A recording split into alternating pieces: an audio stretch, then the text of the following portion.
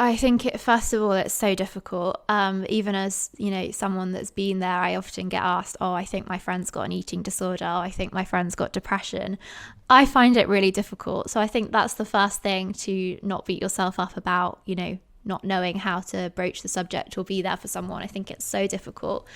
I think the second thing is that you might say something that slightly upsets them. You might say something that, maybe you're like, oh, I shouldn't have said it that way. It doesn't matter. The worst thing is not to say anything at all. And I think, I still remember Alex, my boyfriend, broached the subject about talking to a doctor. And at the time I was like, what? You can't suggest that. That's awful. You think I'm that bad that I need. But, looking back on it now that I'm healthy, like, I'm so grateful. Without that conversation, I probably would have delayed it even more. And who knows where I would have been now. So I think even if the conversation is hard at the start and they might not, be like, oh, thank you so much. Just know that was the right thing to do.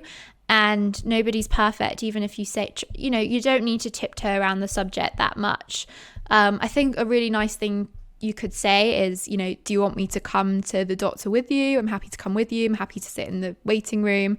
I know it's a bit more difficult now with COVID, but, would you like to have a telephone call after your appointment? A telephone call, it sounds really weird. Do you want to FaceTime or something?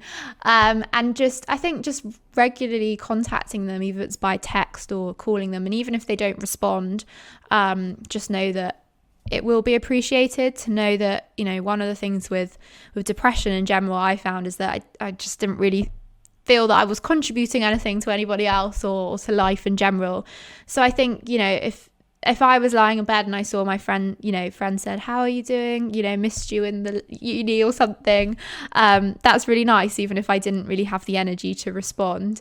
So don't give up. Keep sort of pushing them, I'd say. That would be my advice, but it's so difficult.